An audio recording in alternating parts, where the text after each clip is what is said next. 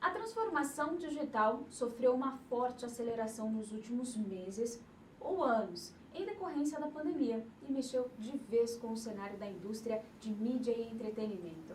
Os processos de criação, produção, distribuição, transmissão, captação de conteúdo audiovisual foram invadidos por novas tecnologias.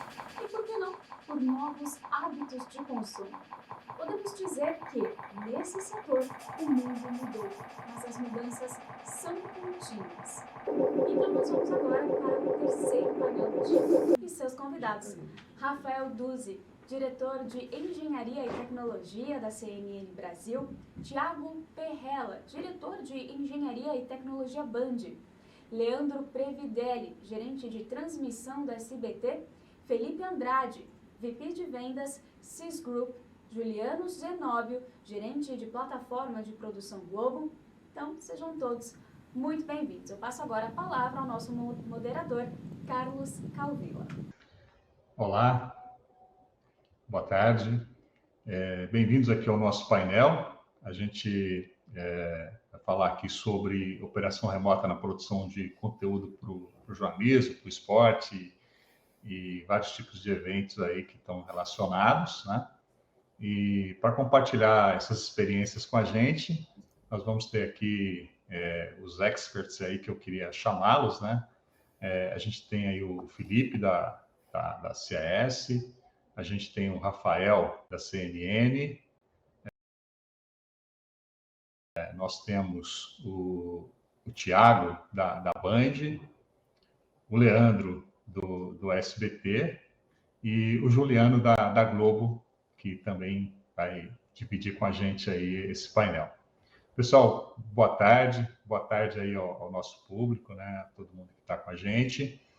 E eu queria começar com vocês e agradecê-los pela participação e dizer que a experiência de vocês aqui é o que vai trazer. Então, muito obrigado por estarem com a gente aqui.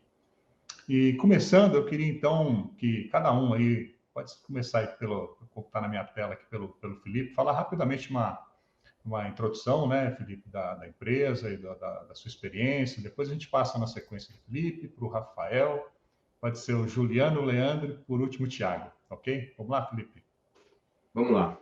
Então, obrigado, Calvila. Primeiramente, boa tarde a todos, obrigado pelo convite. É um prazer dividir aqui a apresentação com nossos amigos. E, bom, eu sou responsável pela parte de vendas aqui da CIS. Acredito que vocês já tenham, de alguma maneira, conhecimento do que a CIS hoje representa no mercado brasileiro em termos de soluções, né? E mais recentemente, até um pouquinho antes da pandemia, a gente já vinha estudando muito essa questão de produção remota, né, dentro dos sistemas que nós representamos. Então, eu acho que hoje a gente tem já vários sistemas aqui no Brasil e Estados Unidos implantados com soluções que a CIS representa, que podem ser utilizados de maneira remota, e isso é realmente uma grande vantagem, né, para quem tem sistemas nossos hoje implantados e poderem utilizar de maneira remota, às vezes até fora do próprio país. Então, gostaria de colaborar um pouquinho aqui com essa experiência que a gente tem tendo e agregar ao painel com todos vocês. Obrigado mais uma vez. Isso. Obrigado, Felipe. Rafael, por favor. Boa tarde, Calvila. Boa tarde a todos, né, que estão aqui com a gente e que estão. Eu sou hoje a pessoa ali responsável pela área de tecnologia e engenharia da CNN. CNN hoje, a gente tem 19 horas e 30 minutos diários de jornalismo ao vivo, né? Então, todos os dias, das 6 da manhã às 11 da noite, a gente está ao vivo no ar. E não tem como falar de jornalismo hoje em dia se a gente não falar de produção e operação remota, né? Então, acho que a CNN é um canal novo, né? Recentemente, agora no dia 15, a gente completou 2 anos de operação aí no ar. E a gente vem desde sempre, assim, acho que foi premissa de projeto e premissa básica da CNN já nascer, de uma certa forma, com essa flexibilidade de poder usar dos artifícios que a tecnologia traz hoje e utilizar de toda essa evolução que a gente teve aí ao longo vamos colocar assim, da última década, para a gente enfim, fazer um jornalismo de qualidade, né? Não só em questões editoriais, mas com toda a flexibilidade e dinâmica que a gente, né, tem aplicado dentro da nossa operação e para os nossos telespectadores. Obrigado, Rafael. Juliano, por favor. Ok, boa tarde pessoal, boa tarde a todos aí do painel, né, quem nos assistem também.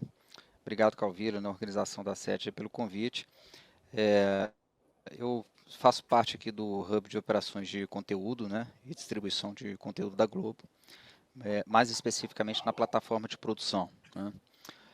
Como o Felipe bem observou, assim, a gente já vem, na verdade, numa jornada, né, de alguns anos, experimentando e evoluindo, né, nessa produção remota de diferentes formas, né. A gente já tem alguns cases importantes e também assim um horizonte também assim bem animador, né, no que diz respeito às tecnologias, às possibilidades e ao amadurecimento mesmo dos modelos, né, tanto do ponto de vista de tecnologia quanto de negócio, né. Então acho que temos aí uma boa conversa, né, e um compartilhamento interessante aí de alguns casos para a gente fazer esse debate aqui hoje.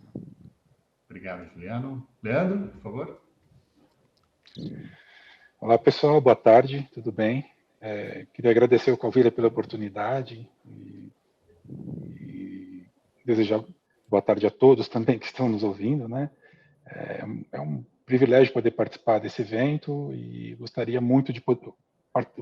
A ideia é contribuir ao máximo e com certeza aprender, né? Atualmente eu atuo na função de gerente de transmissão aqui do SBT, que engloba uma área de infraestrutura de banda base, compressão de vídeo, distribuição, contribuição de conteúdo.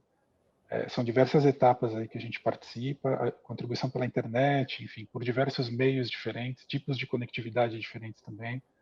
A gente utiliza conceitos de produção remota, temos feito POCs, estamos participando de algumas POCs também a respeito, né? E a nossa ideia é participar e, junto de todos aqui, aprender. Obrigado, Leandro. Tiago, por favor. Boa tarde a todos. Obrigado, Calvila, pelo convite. Bom, eu represento aqui a Rádio e Televisão Bandeirantes, sou diretor de engenharia da Band. Venho para contribuir um pouco com o que a gente tem feito. Acho que todos nós aqui fizemos experiências, brigamos ao longo dos anos ali com produção remota, conectividade é importante, chegando à velocidade ou à serenidade de colocar os eventos no ar dessa forma, mas ao mesmo tempo sofremos uma pandemia que forçou todo mundo a acelerar e pisar no volante, pisar fundo e fazer com que muitos dos eventos que antes eram planejamento virassem prática, né? Então, eu venho aqui para contribuir com isso e passar a experiência que a gente tem vivido e convivido com problemas e soluções para que a coisa aconteça e aconteça bem. Não, perfeito. Acho que a gente está e até veio bem a nos atender essa possibilidade, né, da operação remota. Nós todos estamos passando por um momento bem crítico, né, com relação à pandemia, que, de certa forma, acho que acelerou e nos ajudou também, né, eventualmente, a ter menos barreiras na adoção dessas soluções, né? A gente não tinha muito tempo para discutir ali se ia fazer ou não, tinha que fazer e ir aperfeiçoando, como o Tiago comentou aí, né? Bom, a dinâmica do nosso painel aqui, a ideia, então, como falei, né, vocês fazerem a grande contribuição com a experiência de cada um. Então, a gente vai colocando algumas questões aqui e eu vou dirigir ela inicialmente a um de vocês e quem quiser, puder, desejar também fazer sua contribuição, fica totalmente à vontade. A ideia é a gente fazer essa experiência ser dividida com todos aí que estão conosco. Bom, para começar então, Rafael, eu queria ver com você, assim, como é que está essa questão hoje, quando você pensa em usar uma operação remota, né? Existe uma classificação de tipos de eventos para ir para uma operação remota, né? Algum tipo de tierização? Como é que você falou, poxa, a gente fica ao vivo aqui das 6 da manhã à meia-noite? Como é que é isso no dia a dia? Você pode dividir com a gente aí a sua experiência? Como é que você está vendo isso? Vamos lá. Acho que uma coisa que é legal contar assim da CNN, quando o projeto nasceu, a gente tinha uma questão de otimização de custo, né? A gente vive um mercado que vem se modificando muito em relação à questão de receita, publicitária e tudo mais, e com a CNN não seria diferente, e a gente era mais um player entrando ali no mercado, dentro de alguns outros players gigantes, né? Então, a gente tem uns colegas aqui que trabalham nas outras companhias, né? Então, para a CNN era assim, a gente tem que nascer de uma forma que o negócio seja sustentável, né? A gente sabe que, eu sempre falo que eu particularmente sou um apaixonado pelo nosso mercado, né? Por mídia, entretenimento e por TV, vamos colocar assim. E eu sempre que viajo, tenho a oportunidade de viajar para fora, eu sempre gosto de reconhecer como é que é a produção de conteúdo fora, né, nos países do mundo aí. E aí a gente não vê nenhuma qualidade de produção como a gente vê aqui no Brasil. Assim, acho que tirando o mercado americano, acho que o Brasil, para mim, é um país de referência em termos de produção de conteúdo no que diz respeito à qualidade, né? Não só a qualidade, mas do conteúdo propriamente dito. E aí a gente sabe que isso é uma coisa que eleva muita régua, né, no processo de produção de conteúdo. Então, quando a gente começou a estruturar o business da CNN e desenhar todos os BPs, né, possíveis imaginários ali para conceber o negócio, a gente sempre desenhou de uma forma que fosse sustentável. E aí, inevitavelmente, a gente tinha que pensar assim, como é que a gente pode otimizar custo, recurso e por aí vai. Então, um dos pontos, por exemplo, que a gente já colocou era que assim, não teremos centro de operação, por exemplo, nas praças, né? Hoje, não sei se todos sabem, mas a CNN, a matriz fica em São Paulo, e a gente tem uma filial em Brasília e outra no Rio de Janeiro, e tudo que a gente produz de conteúdo dos estúdios, né, das duas praças, eles são 100% operados de forma remota, né?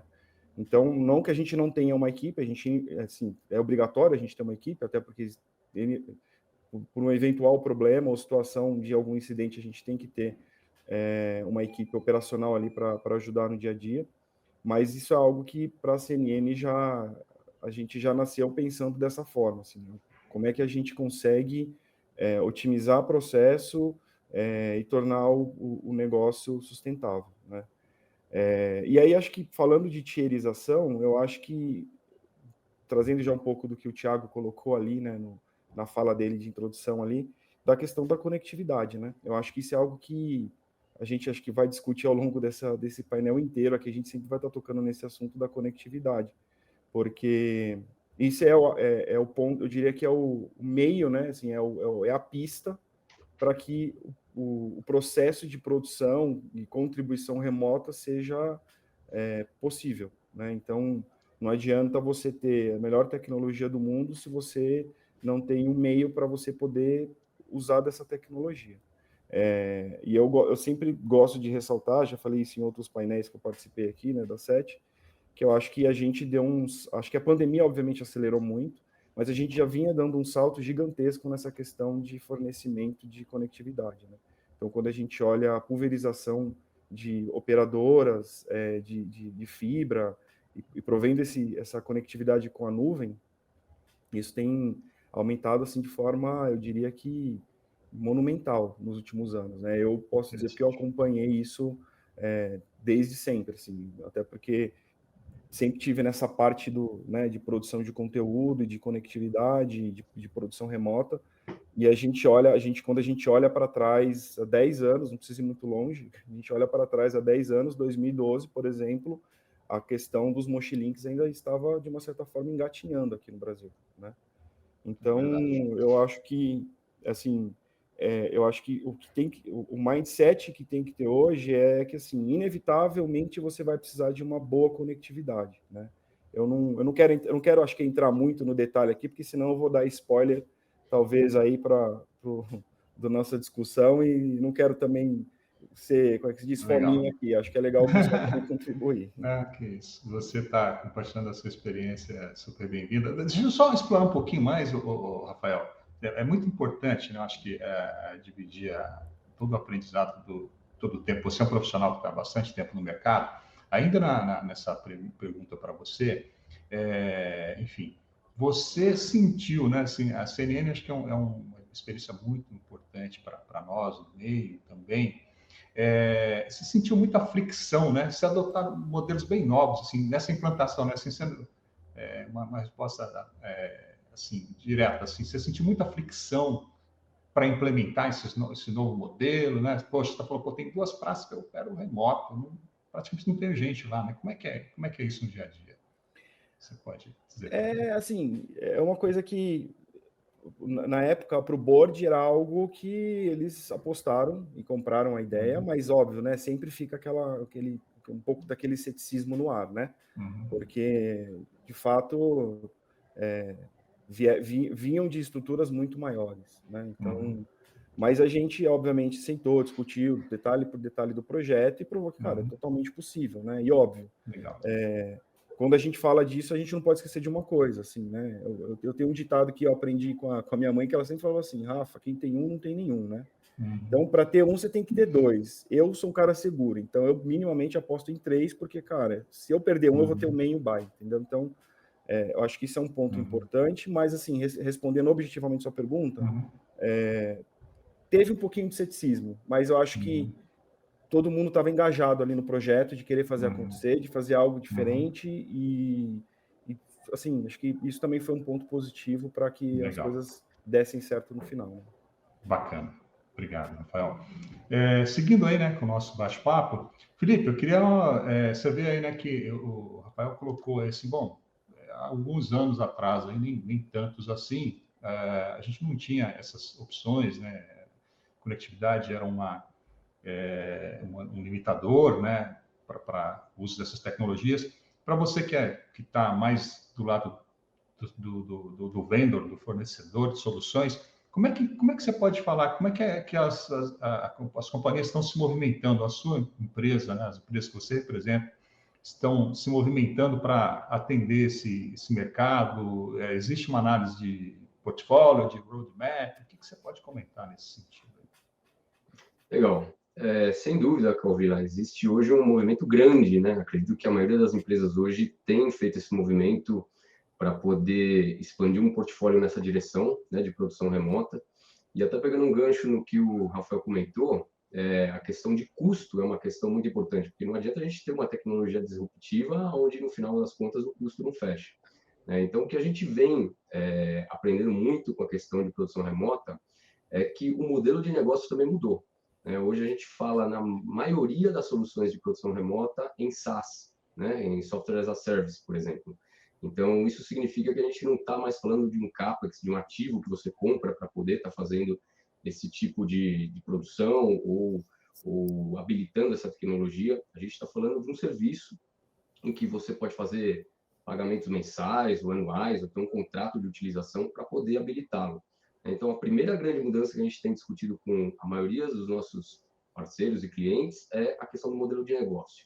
E aí vem a questão da tecnologia. Né? A gente está falando aqui em produção remota, a gente pode estar falando em várias frentes. Né? A gente tem produção remota ao vivo, a gente tem produção remota de arquivos.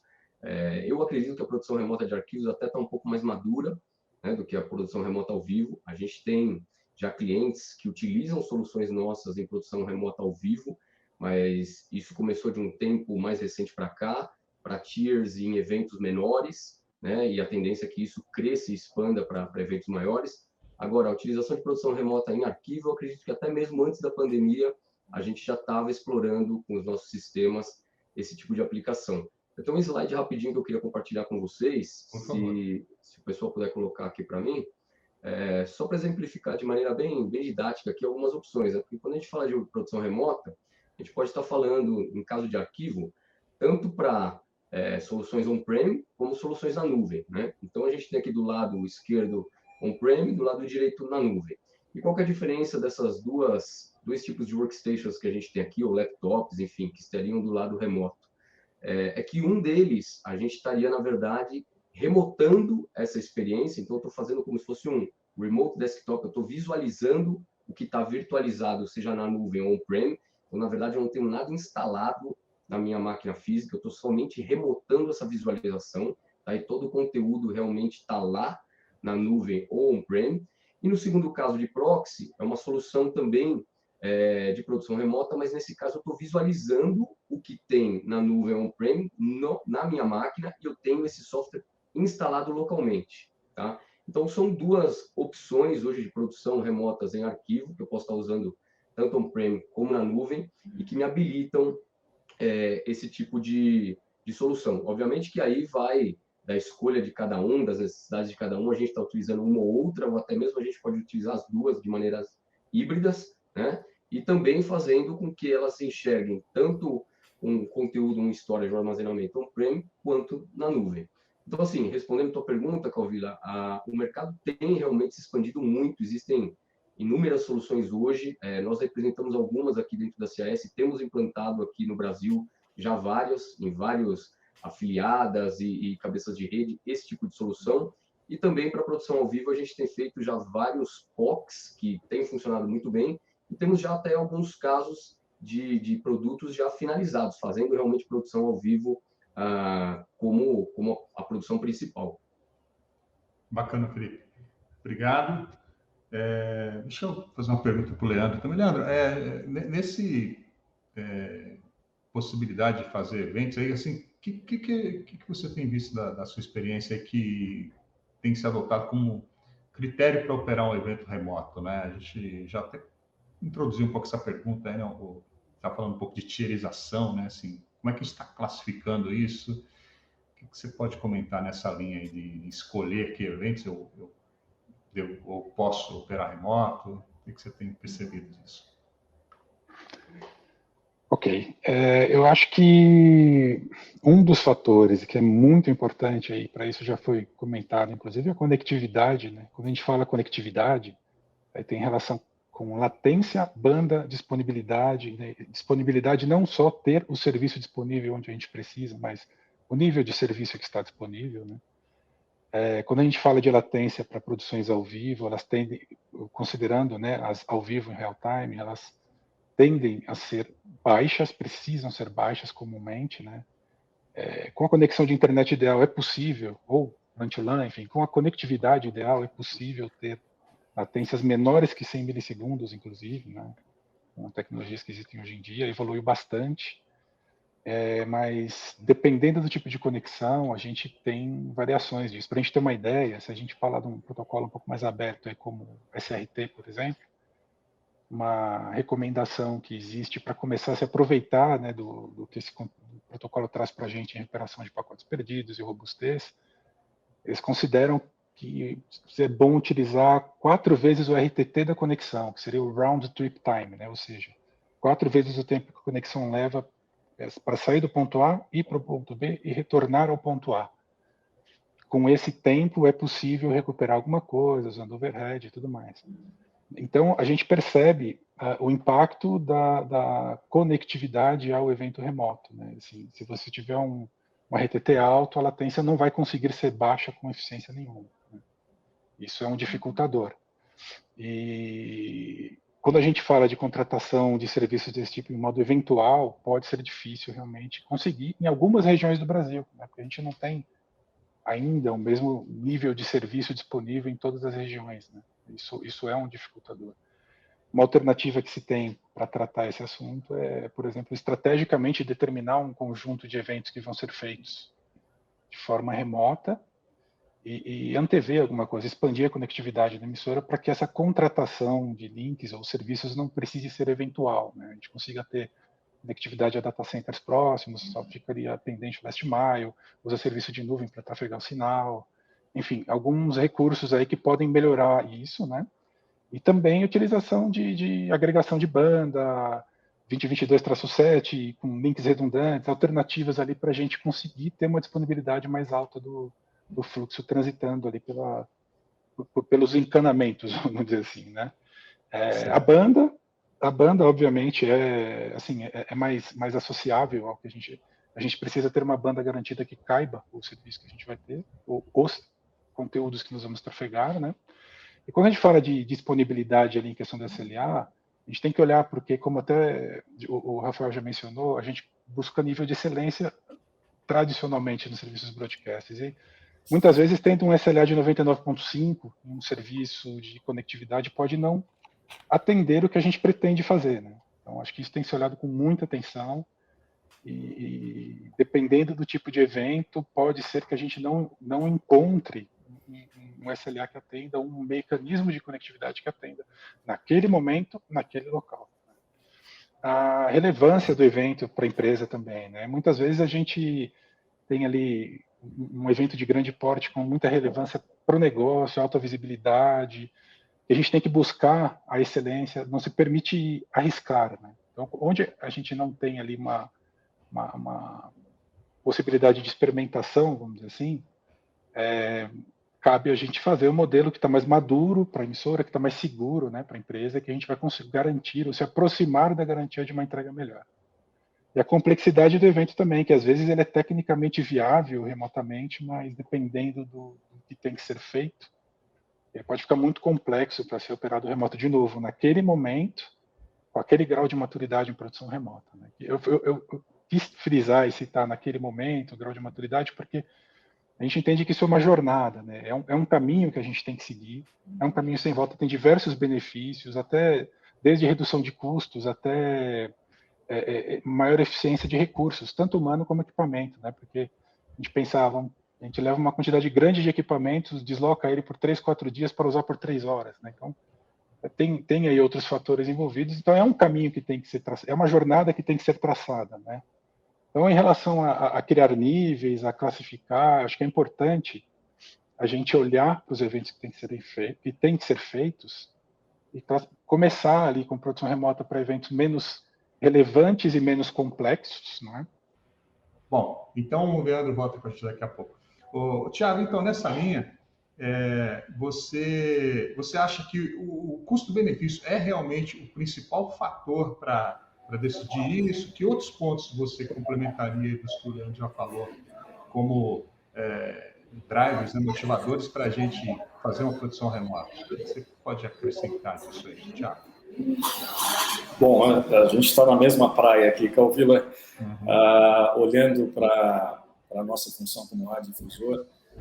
Sim, custo, a gente tem novos entrantes no mercado, grande redução de custeio sempre é o nosso objetivo, e a qualidade do sinal.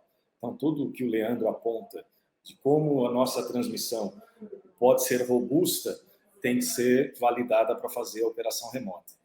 Porém, não só isso, eu até comentei anteriormente da questão da pandemia, a dificuldade que a gente tinha de reunir várias equipes ali para conseguir fazer um evento remoto.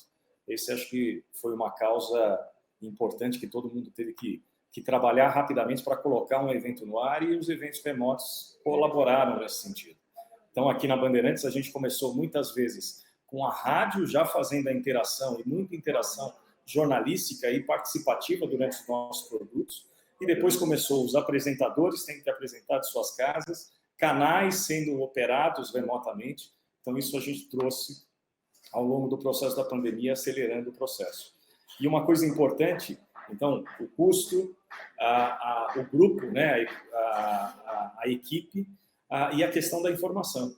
A agilidade que eu tenho em poder prover essas contribuições jornalísticas rapidamente com recursos, sim, recursos mais simples, mais econômicos, que o transporte e a logística é mais eficaz, e que a gente pode fazer uma interação televisiva e rápida, não só televisiva, rádio, jornal e assim por diante.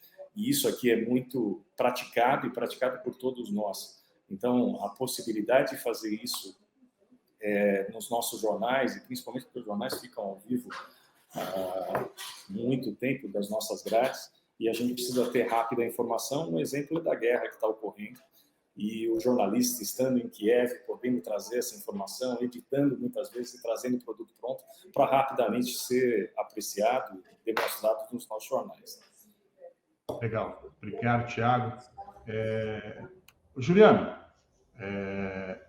tem uma pergunta para você aí, ainda complementando essa grande introdução nossa.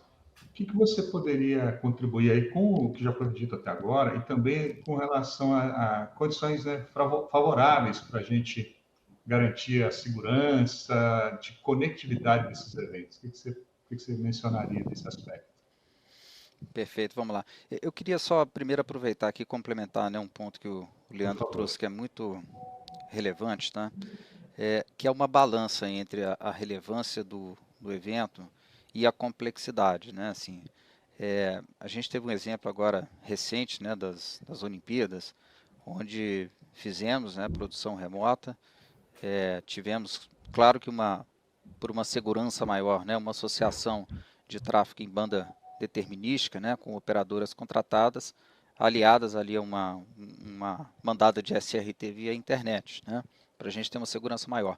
Mas foi um evento, por exemplo, de relevância, né, muito grande para o conteúdo, mas que a complexidade, né, de realizar o evento nos permitiu já fazer essa jornada, né, essa entrega, né, do conteúdo, e com bastante segurança, assim, até o que o Felipe comentou, assim, né, o que a gente percebe na evolução do mercado, né, de uma forma geral, tanto na conectividade, né, que falamos bastante, que vamos continuar falando ainda, tá, quanto com relação aos codecs, né, que evoluem também bastante, né, no mesmo ritmo.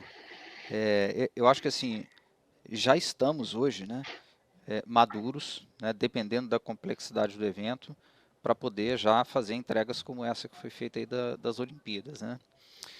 Aí assim, complementando, tá, Calvillo, com relação às condições, assim, vamos falar de novo, né, de conectividade. Existe também assim uma balança de custo e modelo de negócio que cada player, né, cada produtor de conteúdo certamente vai ter a sua particularidade, a sua prioridade dentro do negócio. Isso tem que ser observado nesse processo decisório, né, de ir para uma produção remota, né?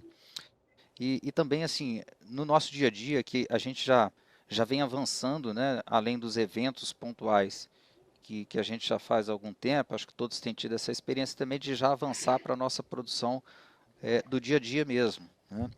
E aí entra um fator muito importante, assim, além de todos os aspectos técnicos, né, que a gente vem falando aqui, que é a experiência do pessoal de produção de conteúdo que está ali lidando com essa situação nova, né? A gente tem que, ainda que produzindo, né, de uma forma diferente, nós temos que prover uma experiência que seja para o produtor, né, de conteúdo ali fluida, né, que seja uma boa experiência, que ele tenha todas as referências e as possibilidades, né, e a agilidade que ele precisa, né, para poder produzir o conteúdo. Então, essa experiência desse usuário, tá, aliada, né, com todos os critérios técnicos e uma balança, né, do modelo de negócio para cada conteúdo, eu acho que isso forma, né, um conjunto ali de variáveis para a gente ter as condições aí favoráveis para tomar esse tipo de decisão de ir para uma produção remota, tá? Legal. Juliano, a gente sabe, né? O broadcast, a gente sempre colocou o sarrafo lá em cima, né? A gente coloca a régua no alto e isso aí depois acaba... É bom para a gente, né? Porque a gente, entre aspas, se obriga, né, a sempre manter uma qualidade. E bom para o nosso público também, que tem uma experiência, como você falou, bem positiva, né? Uma experiência fluida, e mesmo com soluções, a princípio, com custo-benefícios favoráveis, com recursos mais enxutos, ela precisa, não pode cair o nível, né? Então, a gente tem esse desafio. Calvillo, Oi, se você me permite só um comentário claro. Em cima do que o Juliano falou, assim, hoje em dia, em 99% dos nossos POCs, é justamente essa a validação para a gente saber se essa solução é viável ou não. É o usuário, o operador que vai dizer, porque assim, é o editor que está na frente da máquina, que tem essa experiência on-prem e vai te dizer, olha, isso está realmente validado ou muito parecido com o que eu tinha on-prem. É o operador do switcher que está hoje fazendo a direção do programa ou o replay. Esses são os caras que hoje em dia são a nossa referência realmente para poder dizer se um POC é válido ou não. Obviamente que a gente tem que viabilizar do ponto de vista técnico, com conectividade e tudo mais, essa solução, mas esses usuários são quem, na verdade, validam a solução do ponto de vista de uso. Legal. Ou seja, quem faz e já conhece, né, está apto aí a dizer se está adequado ou não. Leandro, você quer concluir alguma coisa? Você pode falar com a gente? Está ouvindo? Oi, estou ouvindo. Vocês me ouvem?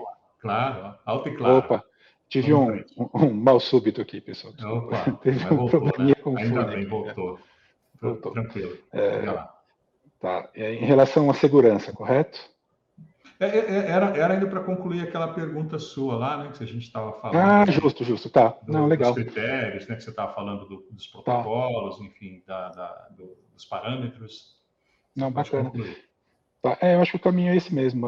Houve uma parte do que o Juliano falou também. Então, a gente olhar para os eventos, criar um planejamento olhando o que tem ali relevância mais baixa, com complexidade baixa. Começa por eles, aumenta a complexidade e depois vai aumentando a relevância, né? Até a gente entender até onde vai. A gente classifica eles e vai traçando uma jornada para amadurecer esse processo dentro das empresas. Acho que é um caminho saudável e sem volta, eu diria também. Tem que acontecer, não tem jeito. É verdade. Obrigado, Leandro. Eu queria aproveitar, pessoal, a nossa audiência aqui, tá, tem uma pergunta aqui, aí eu vou fazê-la, vocês veem aí ó, quem quer contribuir. O Zé Luiz, ele tem uma pergunta aqui, se vocês estão utilizando, né, Dante ou NDI para áudio e vídeo nas suas estruturas, né? E falou que o evento está bem bacana também. Então, vocês têm usado nessas duas tecnologias, Dante, né, mais comumente para áudio, e NDI, comumente também, né, para áudio e vídeo. E nas suas experiências, vocês podem comentar algo sobre isso? Deixa eu puxar. Bom, eu vou puxar de cara a questão do Dante. Primeiro, o Dante tem que ter aquela questão de uma latência muito curta, para que você faça o sincronismo das duas interconexões. Mas eu queria citar um exemplo. Durante a Fórmula 1, a gente teve o interfaceamento da nossa matriz de comunicação e muito do áudio foi interfaceado remotamente com o Dante, sim. Então, a possibilidade, e é muito usual.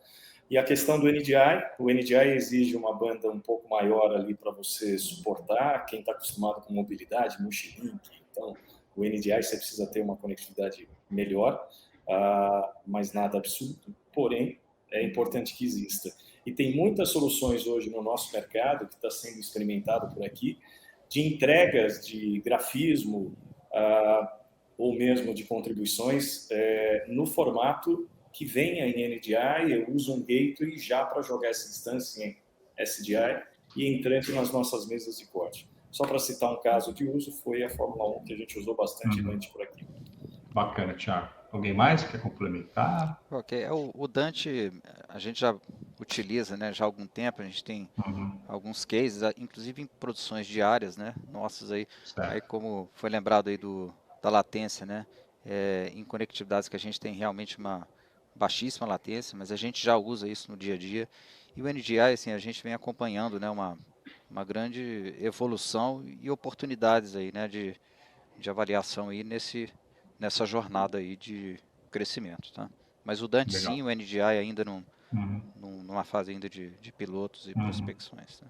Legal. Juliana, aproveitando no nosso bate-papo, na sequência aqui, eu tenho uma pergunta para você sobre treinamento do time, né? A gente falou aí que tivemos uma jornada acelerada devido à pandemia, e ainda bem que a gente tem essa disponibilidade desses recursos. Como é que é essa questão das equipes técnicas operacionais, e inclusive a produção, né? São modelos bem diferentes. Você pode falar sobre esse ponto?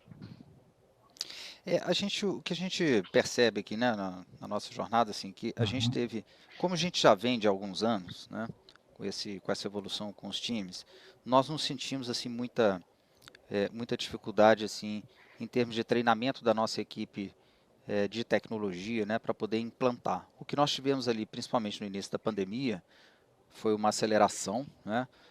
Já falamos aqui um pouco sobre edição, por exemplo, né, para reduzir a circulação ali das pessoas, né? De imediato a gente atuou em várias frentes.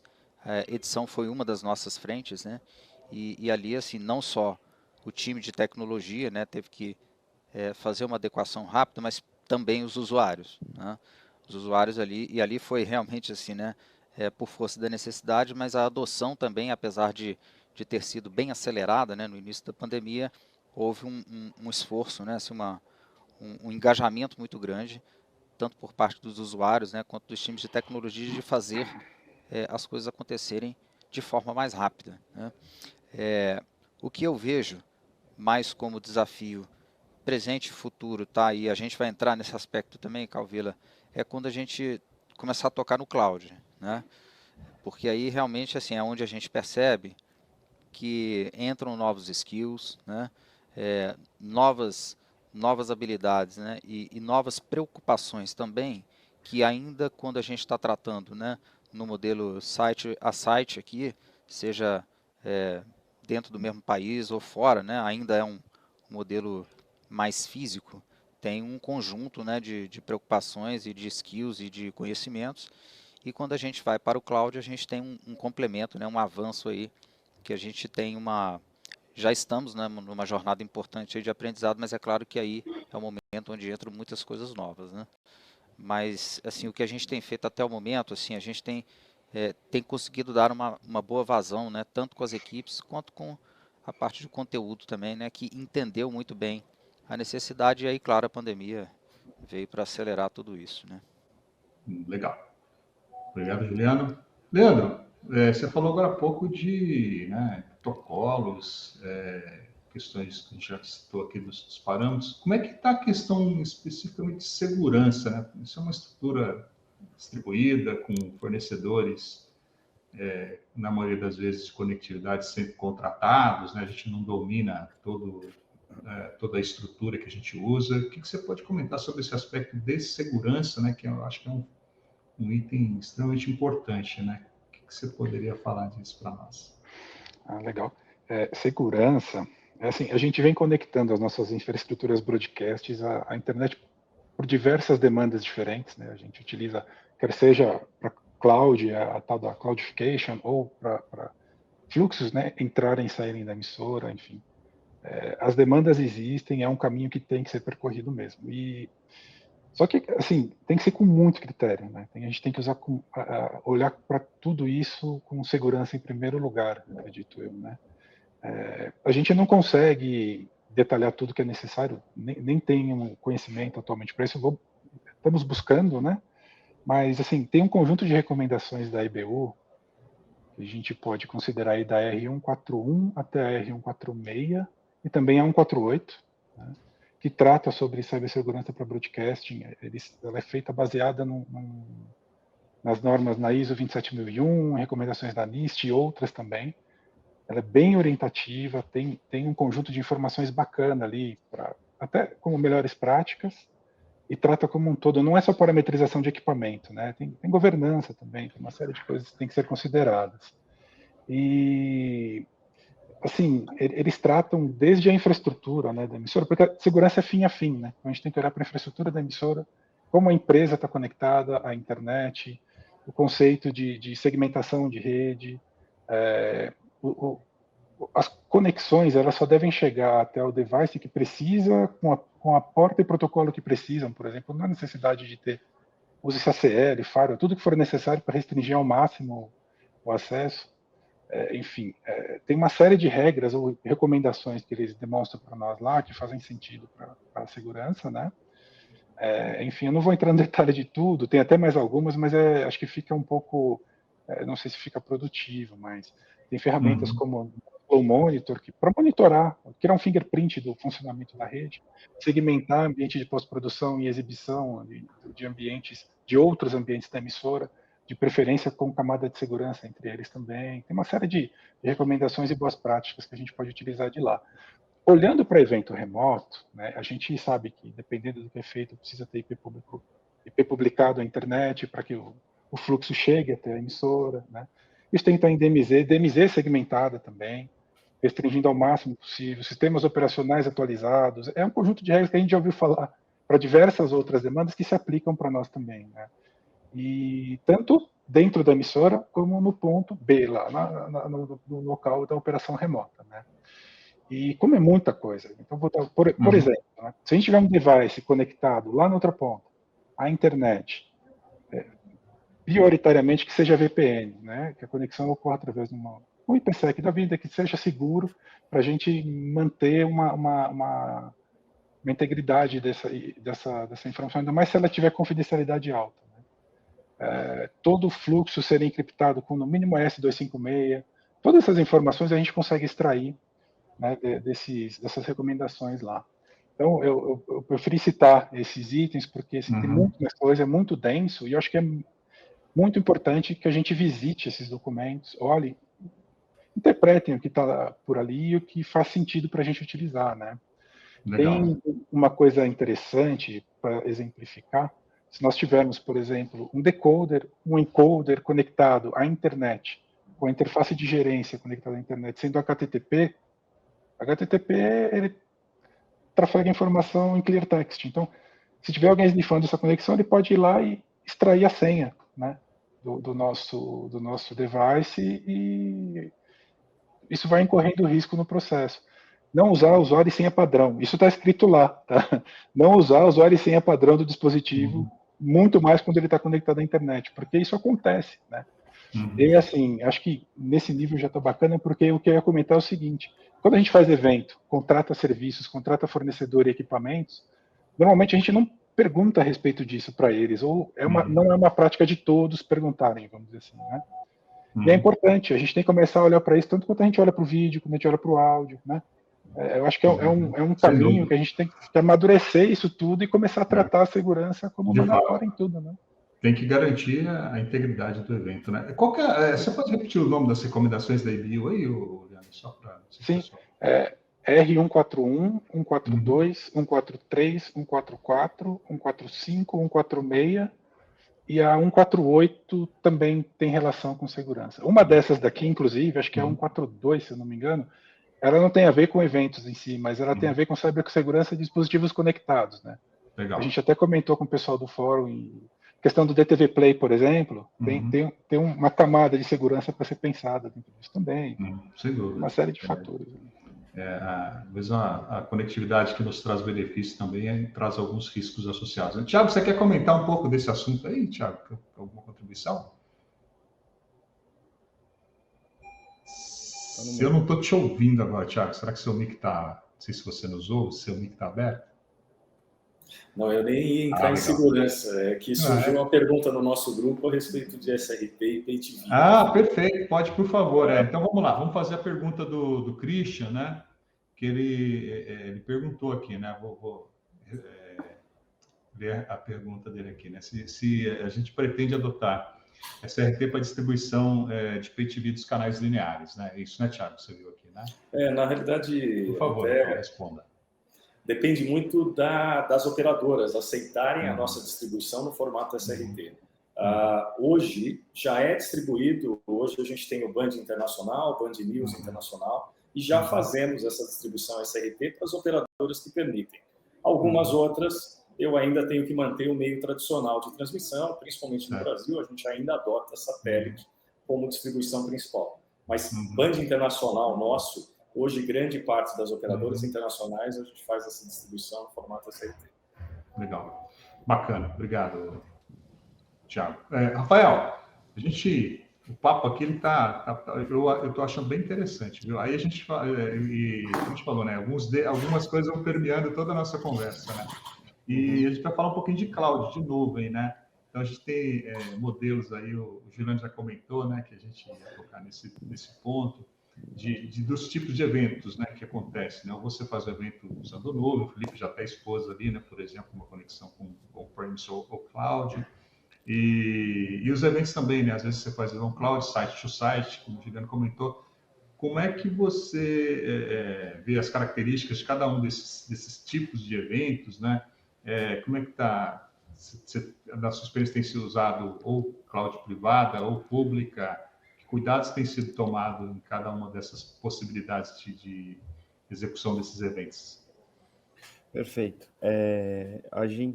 Eu acho que assim, até trazendo um pouco da fala do Leandro e do Juliano, né, essa questão da jornada, eu acho que isso é uma coisa que a gente tem que ter em mente, assim. Então,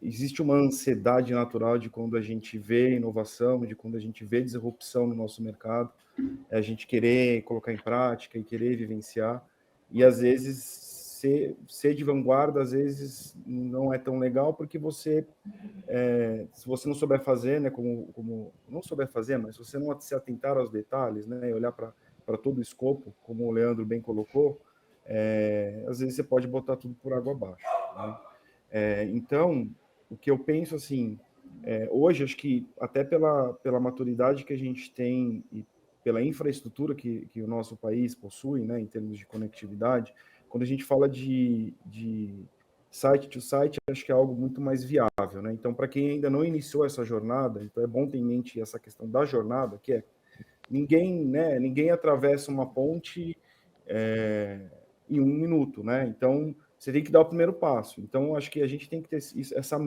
essa mentalidade, né? De vamos dar o primeiro passo. E eu acho que para quem quer vivenciar essa questão de produção e de contribuição remota, eu acho que o site to site é algo que vai te possibilitar fazer isso com mais facilidade, com mais tranquilidade, eu dizia até, e com mais confiabilidade, né? Agora, é óbvio, quando a gente olha para a questão do cloud to site, eu acho que, enfim, a questão do que o Juliano colocou aí, do que foi feito, né, das Olimpíadas de Inverno, eu acho que é algo, sim, já prova para a gente que é completamente, assim, possível de se fazer. E a gente também, óbvio, numa escala muito menor do que foi feito ali, a gente também vive isso hoje. Então, assim, toda a parte de contribuição de feeds internacionais da CNN, que a gente está conectado com a CNN Atlanta, a gente faz isso de um serviço de nuvem, né? Então, quando eu preciso conectar algum repórter de lá para dentro da CNN ou da CNN para CNN International, a gente já faz usando de serviços de cloud, né? Independente dessa pessoa estar dentro do site da CNN aqui em São Paulo ou nas praças, ou ela está em campo ali, sendo um repórter numa ENG ou um vídeo repórter ali, que é ele somente com os equipamentos dele, que é um tripé, um celular, um kit de iluminação, um kit de microfone. Então, eu acho que hoje, sim, a tecnologia ela evoluiu de uma certa maneira, e a pandemia, eu acho que fez com que isso acelerasse de uma certa forma assim exponencial, né? Então a gente agora está trabalhando num projeto aqui internamente de tentar, não de tentar, mas na verdade algo que já está materializado aí, que é levar um master control para a nuvem, né? Para novos projetos e novos produtos da CNN. Então eu acho que assim, a questão do cloud to site, ela já é completamente real e possível de se executar hoje. A questão é que, trazendo um pouco de tudo que o Juliano, que o Leandro trouxe, você tem que ter bons profissionais ali aliados para saber fazer isso. Quando você começa a falar de nuvem, e aí você entra na camada de serviços de mídia em nuvem, assim, você pega um dos players, tem, sei lá, pelo menos uns 10 serviços ali de nuvem. Então, assim, o que é o melhor de eu usar aqui, né? Esse serviço ou esse? Então, qual que é o objetivo final que eu vou querer atingir, né? Ah, eu vou só simplesmente fazer um ponto a ponto. Então, talvez esse serviço seja melhor do que aquele. Não, talvez eu tenha um multiponto, um multicast. Então, talvez esse outro serviço seja mais funcional. Só que aí você vai começar a olhar para a questão também de custo-benefício. Não tem jeito. Então, eu acho que, assim, eu acho que é muito legal para a gente para a nossa, né, geração que está dentro desse ambiente de produção de conteúdo e de TV, está vivenciando isso hoje, assim. Eu acho que é algo que, de verdade, eu falo assim, ao longo da minha carreira, eu imaginei isso um dia acontecer, e hoje eu estou vendo isso acontecer de verdade, sabe? Então, eu acho que é um momento diferente que a gente está vivendo, mas o que eu acho que as pessoas têm que ter em mente é o seguinte, é jornada, né? Então, assim, a jornada, ela é um passo de cada vez. Então, as coisas vão se construindo com o tempo, né? Bacana. Obrigado, Rafael. Juliano, você quer complementar com algo, por favor, aí? Não, perfeito. Até antes da fala do Rafael, eu queria complementar do Thiago. Também, assim, fica à vontade, fica à vontade. Tá, sobre o SRT, não especificamente de distribuição, mas assim, na aquisição, né, na produção de conteúdo, a gente já tem, dentro dos passos aí, né, que o Rafael citou nessa jornada, nós já temos feito também alguns eventos, por exemplo, jogos de inverno, né, SRT only, né, assim, de fazer essa aposta, entendendo, né, que ali era um contexto, né, que, claro, guardados todos os cuidados, né, nas contratações, na escolha de codecs e protocolos, etc., mas ali poderíamos dar um passo, né, e demos. E é assim mesmo o processo, né? Eu acho que a internet, assim como o Rafael lembrou, assim, né, ela já é uma realidade para a gente de contribuições, principalmente jornalísticas, já há muitos anos, né? Ali é onde realmente a gente pode correr, né, um nível de risco um pouco maior, né, em fazer essa aposta. E o restante, assim, eu acho que, já entrando, né, um pouquinho mais aí no cloud, a gente, dentro dessa jornada, já está fazendo alguns eventos, né, num tier ainda um pouco mais mais simples, né? Mas, por exemplo, eventos, alguns campeonatos menores de vôlei, na linha de motor, de lutas, né? A gente já estamos fazendo eventos, né, efetivamente na nuvem, e é uma questão realmente de tempo. Eu vejo muito na nuvem um aspecto importante, que é o amadurecimento dos recursos operacionais, né, que nós temos hoje locais dentro de um controle de produção, performando bem numa operação na nuvem, né? Claro que por enquanto eu estou falando ainda de nuvem pública, né, que a gente vai falar um pouquinho aí também de privada versus pública, né? Mas dentro dessa jornada, assim, eu vejo essa integração, essa performance como uma condição muito fundamental para que a gente avance mais nesse sentido. E aí, novamente, o que o Felipe falou ali, né? Assim, todos os vendors, né, os fabricantes aí estão muito engajados, né, em construir parcerias, né? Tanto inclusive vendors tradicionais, né? A gente vê várias alianças aí com empresas, né, com novos skills, justamente para a gente poder avançar nessas integrações, né, nos ambientes, nas CDNs, etc, etc, e que permitam, né, com que a gente, como produção de conteúdo, avance também. Legal. Você pode explorar um pouco mais, Juliano, você falou da cloud pública versus privada, né? Você quer complementar, você e os outros colegas também, se quiserem contribuir aí, o que você percebe né, das diferenças para usos e cuidados, né? Assim, a gente... algumas escolhas, né, podem ser feitas, né? Assim, a gente está dentro da nossa jornada, né, de modelo de negócio, a gente está...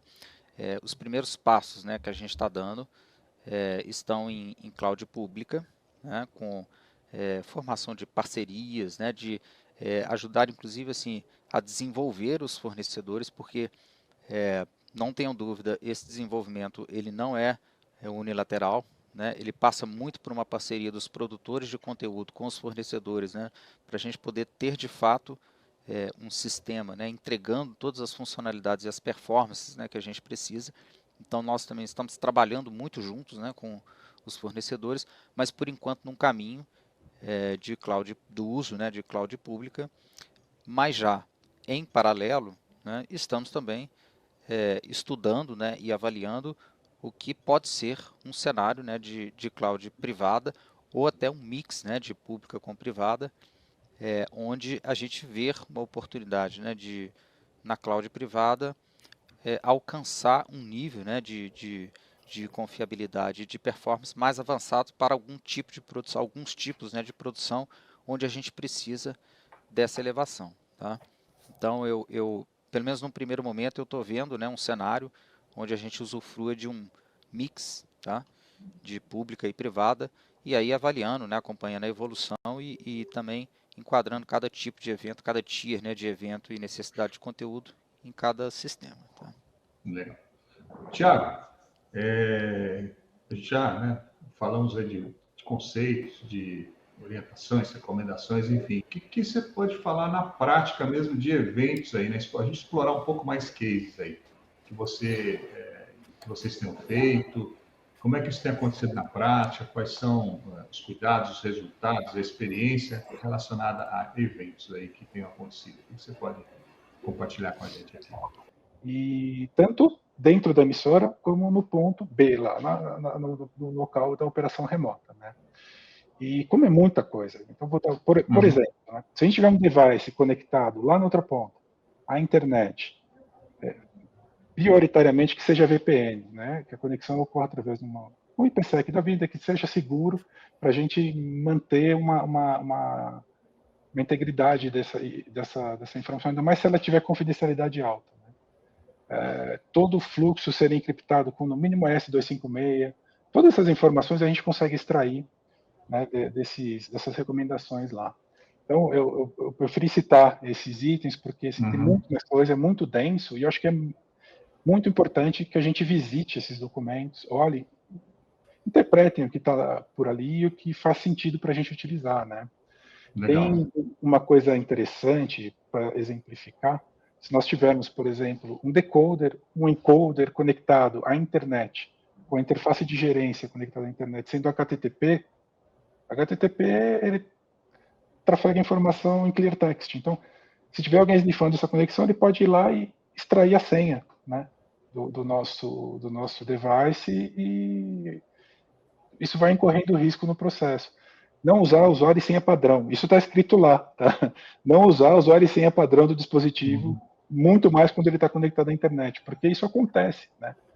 E assim, acho que nesse nível já está bacana, porque o que eu ia comentar é o seguinte: quando a gente faz evento, contrata serviços, contrata fornecedor e equipamentos, normalmente a gente não pergunta a respeito disso para eles, ou não é uma prática de todos perguntarem, vamos dizer assim, né?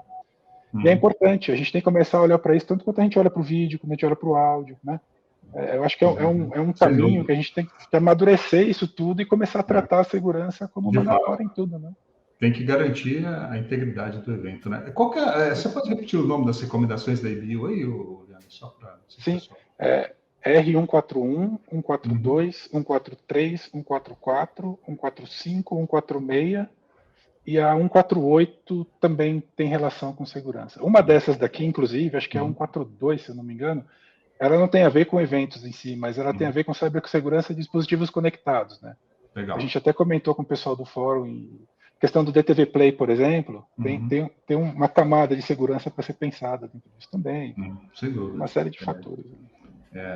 Mesmo a conectividade que nos traz benefícios também traz alguns riscos associados. Tiago, você quer comentar um pouco desse assunto aí, Tiago? Alguma contribuição? Eu não estou te ouvindo agora, Tiago. Será que seu mic está... Não sei se você nos ouve, seu mic está aberto? Não, eu nem ia entrar em segurança. É que surgiu uma pergunta no nosso grupo a respeito de SRP e PayTV. Perfeito. Pode, por favor. Então, vamos lá. Vamos fazer a pergunta do Christian, né? Que ele perguntou aqui, né? Vou ler a pergunta dele aqui, né? Se a gente pretende adotar SRT para distribuição de PayTV dos canais lineares, né? Isso, né, Thiago? Você viu aqui, né? Na realidade... Por favor, então, responda. Depende muito das operadoras aceitarem a nossa distribuição no formato SRT. Hoje já é distribuído, hoje a gente tem o Band Internacional, Band News Internacional, e já fazemos essa distribuição SRT para as operadoras que permitem. Algumas outras, eu ainda tenho que manter o meio tradicional de transmissão, principalmente no Brasil, a gente ainda adota satélite como distribuição principal. Mas Band Internacional nosso, hoje, grande parte das operadoras internacionais, a gente faz essa distribuição no formato SRT. Legal. Bacana. Obrigado, Thiago. Rafael, o papo aqui eu estou achando bem interessante, viu? Aí a gente falou, né? Algumas coisas vão permeando toda a nossa conversa, né? E a gente vai falar um pouquinho de cloud, de nuvem, né? Então a gente tem modelos aí, o Juliano já comentou, né? Que a gente ia tocar nesse ponto.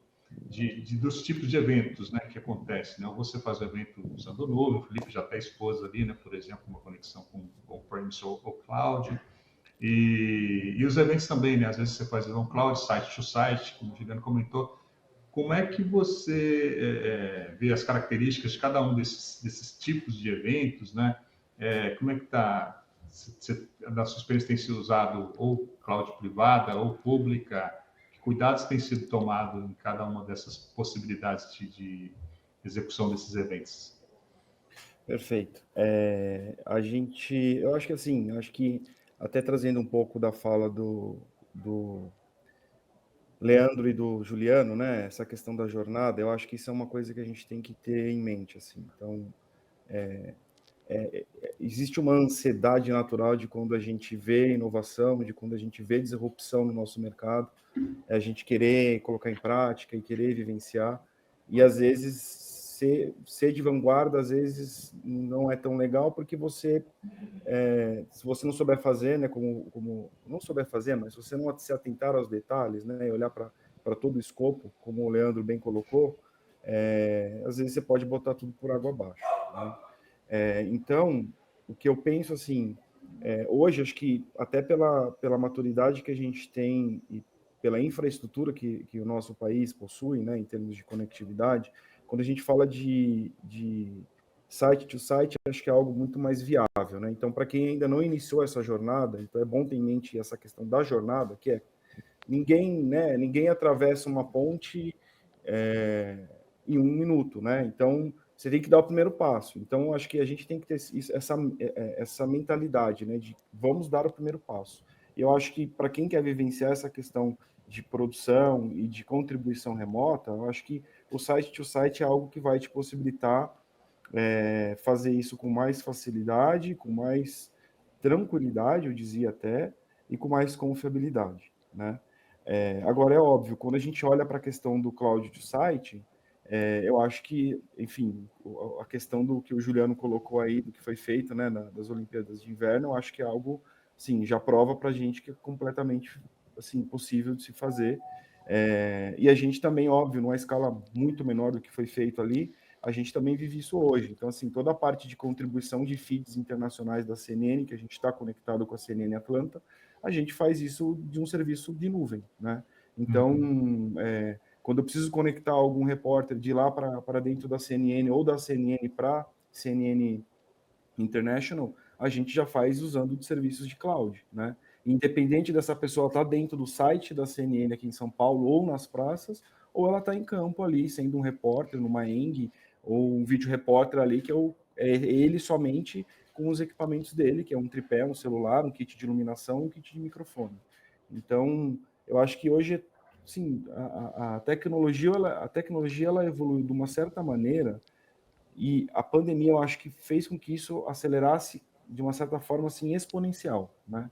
Então a gente agora está trabalhando num projeto aqui internamente de tentar, não de tentar, mas na verdade algo que já está materializado aí, que é levar um master control para a nuvem, né? Para novos projetos e novos produtos da CNN.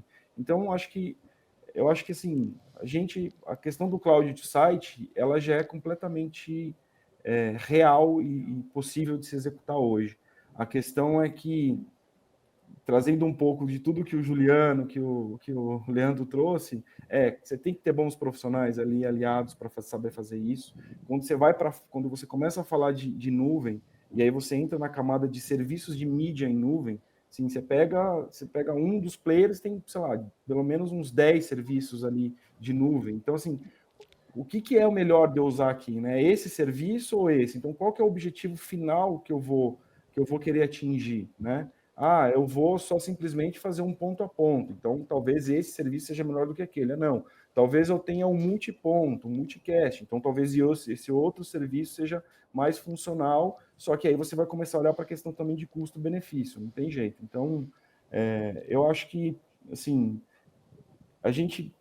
eu acho que é muito legal para a gente para a nossa, né, geração que está dentro desse ambiente de produção de conteúdo e de TV, está vivenciando isso hoje, assim. Eu acho que é algo que, de verdade, eu falo assim, ao longo da minha carreira, eu imaginei isso um dia acontecer, e hoje eu estou vendo isso acontecer de verdade, sabe? Então, eu acho que é um momento diferente que a gente está vivendo, mas o que eu acho que as pessoas têm que ter em mente é o seguinte, é jornada, né? Então, assim, a jornada, ela é um passo de cada vez. Então, as coisas vão se construindo com o tempo, né? Bacana. Obrigado, Rafael. Juliano, você quer complementar com algo, por favor, aí? Não, perfeito. Até antes da fala do Rafael, eu queria complementar do Thiago. Também, assim, fica à vontade, fica à vontade. Tá, sobre o SRT, não especificamente de distribuição, mas assim, na aquisição, né, na produção de conteúdo, a gente já tem, dentro dos passos aí, né, que o Rafael citou nessa jornada, nós já temos feito também alguns eventos, por exemplo, jogos de inverno, né, SRT only, né, assim, de fazer essa aposta, entendendo, né, que ali era um contexto, né, que, claro, guardados todos os cuidados, né, nas contratações, na escolha de codecs e protocolos, etc., mas ali poderíamos dar um passo, né, e demos. E é assim mesmo o processo, né? Eu acho que a internet, assim como o Rafael lembrou, assim, né, ela já é uma realidade para a gente de contribuições, principalmente jornalísticas, já há muitos anos, né? Ali é onde realmente a gente pode correr, né, um nível de risco um pouco maior, né, em fazer essa aposta. E o restante, assim, eu acho que, já entrando, né, um pouquinho mais aí no cloud, a gente, dentro dessa jornada, já está fazendo alguns eventos, né, num tier ainda um pouco mais simples, né, mas, por exemplo, eventos, alguns campeonatos menores de vôlei, na linha de motor, de lutas, né, a gente já estamos fazendo eventos, né, efetivamente na nuvem, e é uma questão realmente de tempo. Eu vejo muito na nuvem um aspecto importante, que é o amadurecimento dos recursos operacionais, né, que nós temos hoje locais dentro de um controle de produção, performando bem numa operação na nuvem, né? Claro que por enquanto eu estou falando ainda de nuvem pública, né, que a gente vai falar um pouquinho aí também de privada versus pública, né? Mas dentro dessa jornada, assim, eu vejo essa integração, essa performance como uma condição muito fundamental para que a gente avance mais nesse sentido. E aí, novamente, o que o Felipe falou ali, né? Assim, todos os vendors, né, os fabricantes aí estão muito engajados, né, em construir parcerias, né? Tanto inclusive vendors tradicionais, né? A gente vê várias alianças aí com empresas, né, com novos skills, justamente para a gente poder avançar nessas integrações, né, nos ambientes, nas CDNs, etc, etc, e que permitam, né, com que a gente, como produção de conteúdo, avance também. Legal. Você pode explorar um pouco mais, Juliano, você falou da cloud pública versus privada, né? Você quer complementar, você e os outros colegas também, se quiserem contribuir aí. O que você percebe né, das diferenças para usos e cuidados, né? Assim, a gente... algumas escolhas, né, podem ser feitas, né? Assim, a gente está... dentro da nossa jornada, né, de modelo de negócio, a gente está... os primeiros passos, né, que a gente está dando estão em cloud pública, né, com formação de parcerias, né, de ajudar, inclusive, assim, a desenvolver os fornecedores, porque, não tenham dúvida, esse desenvolvimento ele não é unilateral, né, ele passa muito por uma parceria dos produtores de conteúdo com os fornecedores, né, para a gente poder ter, de fato, um sistema, né, entregando todas as funcionalidades e as performances, né, que a gente precisa. Então, nós também estamos trabalhando muito juntos, né, com os fornecedores, mas por enquanto num caminho de cloud, do uso, né, de cloud pública, mas já em paralelo, né, estamos também estudando, né, e avaliando o que pode ser um cenário, né, de cloud privada ou até um mix, né, de pública com privada, onde a gente vê uma oportunidade, né, na cloud privada, alcançar um nível, né, de confiabilidade e de performance mais avançado para algum tipo de produção, alguns tipos, né, de produção onde a gente precisa dessa elevação, tá? Então, pelo menos num primeiro momento, eu estou vendo, né, um cenário onde a gente usufrua de um mix, tá, de pública e privada, e aí avaliando, né, acompanhando a evolução e também enquadrando cada tipo de evento, cada tier, né, de evento e necessidade de conteúdo em cada sistema. Tá? Legal. Tiago, a gente já, né, falamos aí de conceitos, de orientações, recomendações, enfim. O que você pode falar na prática mesmo de eventos aí, né? A gente explorar um pouco mais cases aí, que vocês tenham feito, como é que isso tem acontecido na prática, quais são os cuidados, os resultados, a experiência relacionada a eventos aí que tenham acontecido. O que você pode compartilhar com a gente aqui? Seguindo aí, eu queria ver com você, Felipe, você vê como é que, acabamos de falar isso, né? Como está evoluindo a quantidade de produção da forma remota, por N motivos que a gente já mencionou aqui. Como é que você vê isso, né? A evolução como vendor, como, enfim, ligado aos grandes fornecedores aí, para fomentar isso mais ainda, para que a gente consiga usar mais, com segurança, com qualidade. Você pode falar disso?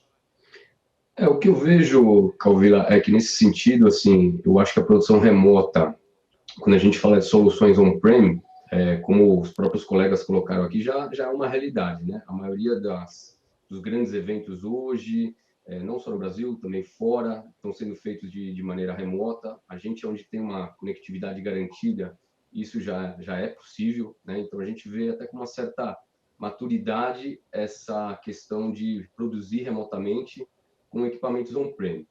Agora, por outro lado, o que eu acho que vai ser uma grande revolução, né, na indústria, e é onde eu acho que a maioria dos fornecedores e dos vendors tem olhado para essa tecnologia, quando a gente fala de uma produção remota sendo feita totalmente na nuvem, né? Que aí ainda eu acho que a gente tem um caminho um pouco mais longo para seguir. A gente tem feito alguns testes e até colocado eventos ao vivo, com utilização menor, né? Como o próprio Juliano falou, jogos de vôleibol, futebol de salão, que requerem menos quantidade de sinais, mas isso já é possível hoje. Mas, assim, a maioria dos fabricantes hoje, eles têm olhado para esse movimento de produção remota 100% na nuvem. Por quê? Porque é onde você vai ter realmente um ganho em elasticidade, em flexibilidade. Então, você imagina você poder aumentar o teu storage para a produção de arquivos à medida do que você necessite. Então, você pode ter um mês com uma necessidade maior, um outro mês com uma necessidade menor, você vai pagar exatamente pelo tamanho de storage que você usa, né? Então, isso seria uma questão de elasticidade. Questão de flexibilidade também. Se você estiver produzindo eventos, você poder produzir um evento imediatamente após a produção desse evento, desligar a tua instância e não pagar mais por esse serviço. Isso é o que todo mundo almeja hoje, porque você consegue realmente utilizá-lo sob demanda naquele momento, né, da utilização do serviço. Então, assim, eu vejo que a maioria dos fabricantes hoje tem evoluído nessa linha, muita coisa já é possível de fazer, existem, como vocês comentaram, uma série de alianças, né, no mercado, para que várias empresas possam juntas prover uma solução completa, né, para a nossa demanda hoje. A gente com certeza vai estar vendo agora na NAB, final de abril, um caminho grande nesse sentido. Então, praticamente todos os vendors vão estar falando de nuvem, de produção em nuvem, seja pública ou privada, porque realmente é onde, como eu falei, a gente vai conseguir extrair o máximo de elasticidade e flexibilidade, que seria o que vocês, como usuários, almejam. Bacana, Felipe, que bom. Acho que é um panorama favorável para nós. Realmente, como você disse aí no final, né, a gente fica muito contente de ouvir isso, né, que a gente já está conseguindo entregar soluções cada vez mais flexíveis, versáteis, elásticas, como você também comentou, né? E a gente tem que ser cada vez mais isso, né? Hoje é mais parceiro do business do que nunca, né? Os desafios são sempre grandes e acho que a gente tem, como áreas de tecnologia, conseguido responder bem, mesmo com cenários adversos. Pessoal, o papo está ótimo, mas infelizmente a gente precisa terminar, né? A gente tem um horário aqui. Agradeço demais a contribuição de cada um. Foi ótimo. Espero que a nossa audiência também tenha gostado. E queria pedir aí para vocês fazerem as suas considerações finais. A gente podia começar com você, Perrella. Você pode falar? Dá aí seu complemento final aí para o nosso evento, por favor. Bom, eu agradeço, espero que foi produtivo para todos, para nós aqui. Com certeza. Agradeço a companhia. Bom, para nós contribuição remota, eu acho que é uma questão de necessidade, a gente precisa estar sempre no fato, no evento, a questão jornalística é o que buscamos. E puxando o Felipe nessa conversa, acho que todo mundo hoje tem um Media Asset Manager dentro das emissoras, precisa estar uma interligação ali de uma edição remota e precisa ter a proeficiência dentro do storage para uma edição rápida. Quando eu coloco esses storages na nuvem ou mesmo transcodificação, a nuvem continua sendo um taxímetro e a volumetria de dado gerado dentro das emissoras é muito grande. Então, o nosso desafio, só para ficar uma vertente de desenvolvimento nossa aqui dentro da Bandeirantes, é buscar um storage capaz de uma edição eficiente para ser colaborativo com todos os nossos players, não só em São Paulo, mas fora daqui. E a questão de você ter uma possibilidade de estar editando não só o conteúdo interligado do que está local, mas o que está nessa nuvem, que muitas vezes a gente usa NME, Proxy. Então, a efetividade e a nossa busca hoje da operação remota está focada em Media Asset Manager aqui dentro. Acho que só para dar uma finalizada. Obrigado. Obrigado, Thiago. Felipe, aproveita então, se quiser comentar e, por favor, também faça a sua despedida aí, por favor. Eu queria comentar exatamente isso, Calvila. Assim, hoje um dos pilares aqui dentro da CIS, em termos de tecnologia e estudo, é em cima de produção remota em nuvem, principalmente, né? A gente tem se aprofundado muito junto com os fabricantes dentro do nosso portfólio nessa linha. A gente vai estar realizando uma série de webinars agora nas próximas semanas, justamente sobre produção remota, tanto ao vivo como de produção de arquivo. Tá? Então, eu convido a todos que puderem participar, a gente vai estar mandando esses convites aí para todos. E também vamos estar com o nosso time todo na NAB, para a gente explorar ainda mais esse assunto e poder estar junto com vocês, desenhando, como o Thiago falou, tem que ser algo que fecha a conta, né? A gente tem que ter uma produção na nuvem, onde esse armazenamento, esse storage, seja melhor do que a gente tem hoje on-premise, senão não faz sentido nenhum a gente estar fazendo essa migração. Legal. Obrigado, Felipe. Rafael, você pode fazer os comentários finais, por favor? Vamos lá. Bom, primeiramente, obrigado mais uma vez pelo convite. Obrigado, né, de todos aqui que participaram. Acho que sempre quando junto, assim, é sempre discussões de alto nível. Para mim é sempre um aprendizado também. Então, acho que é sempre oportunidade de a gente ouvir para aprender também, né? E eu acho que, assim, a gente tem que, para quem não iniciou essa jornada ainda, eu acho que tá aí, tá possível. Hoje acho que a gente, de tudo que a gente falou aqui, todo mundo colocou cada um o seu pouquinho ali, conseguiu provar de que é completamente possível e viável, né? Acho que essa questão que o Thiago ressaltou agora no final do taxímetro, isso é muito importante, e é isso não só para a questão, né, de um MAN, mas para tudo, para todo e qualquer tipo de serviço de mídia que a gente utilizar na nuvem hoje. Então, acho que o processo fundamental é planejar e planejar e planejar cada vez mais, né? Certificar de tudo que está sendo feito, de fato, vai ser colocado em prática e vai ser efetivamente assertivo do que foi planejado, né? E é isso, me disponho, para quem, enfim, eventualmente quiser depois entrar em contato, bater um papo, estou à disposição. E estou à disposição também para novos convites. E uma coisa que eu acho que é legal, a gente não tocou aqui um assunto, e me ocorreu agora no final, mas não sei se vale o tema para uma discussão de um evento desse tamanho aqui, mas acho que é uma coisa que a gente falou pouco, mas, enfim, talvez no próximo momento falar de monitoração, né? Eu acho que isso é algo que é fundamental nos dias de hoje, quando a gente está falando de tráfego de dados, né? Então, antigamente, no banda base era algo muito mais tangível do que, às vezes, não que hoje não seja, mas a gente fala de bits e bytes, as coisas começam a ficar um pouco mais complexas. Mas é isso, gente. Obrigado mesmo. Obrigado, Rafael. Bem lembrado, sim, enfim, eu falei, né? O nosso papo está muito bom, mas infelizmente a gente precisa terminar. A gente podia continuar muito, mas a gente, né, temos nossas demandas e os outros colegas que nos estão assistindo também. Leandro, você pode fechar a sua participação aí, por favor? Ok. Bom, pessoal, agradeço. Foi muito legal, achei uma troca de informação muito rica, aprendi bastante, né? O principal objetivo é como eu falo, né? Se a gente termina um dia sem empreender nada, sem aprender nada, a gente desperdiçou esse dia, né? Então foi legal, gostei, agradeço a contribuição de todos, né? E eu acho que muita coisa já foi dita, então o que a gente pode deixar de mensagem aqui é que produção remota, edição remota, eventos ao vivo remoto, quer seja site to site, cloud to site, tudo isso são jornadas que a gente tem que vivenciar, a gente tem que experimentar, entender como é, que com certeza a gente vai conseguir tirar benefícios disso, e é importante olhar para todo esse processo agregando valor, né? Não adianta fazer exatamente a mesma coisa que a gente faz on-premise na nuvem.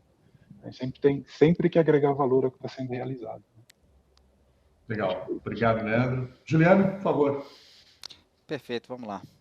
Agradecer novamente o convite aí, foi muito bom o papo, agradecer a todos e as contribuições. Também estou saindo daqui, Leandro, hoje, tá? Com mais informação, com mais vontade, inclusive, de evoluir nessa jornada aí, tá?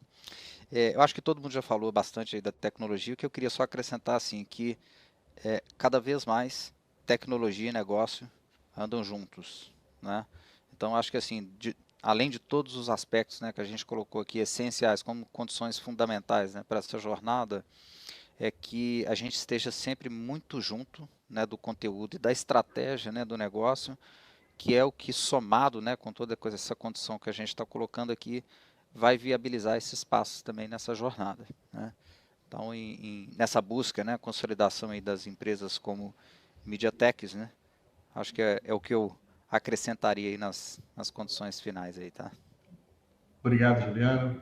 Novamente, obrigado a todos, obrigado à nossa audiência, obrigado a Sete pelo convite e esperamos aí nos encontrarmos em outras oportunidades. Obrigado, pessoal. Um abraço para todos. Valeu. Um abraço a todos. Tchau, boa tarde. Um abraço, tchau. Tchau, obrigado.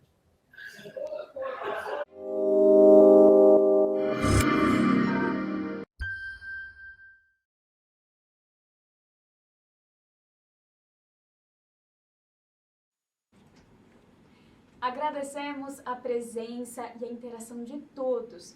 Para ficar por dentro de toda a programação dos eventos da SET em 2022, acesse set.org.br e veja como participar das próximas edições dos SET regionais, do SET 30, das lives do SET Experience e, claro, do SET Expo, que acontece em agosto. E não deixe de visitar o portal de notícias da Revista da SET em revistadasete.com.br.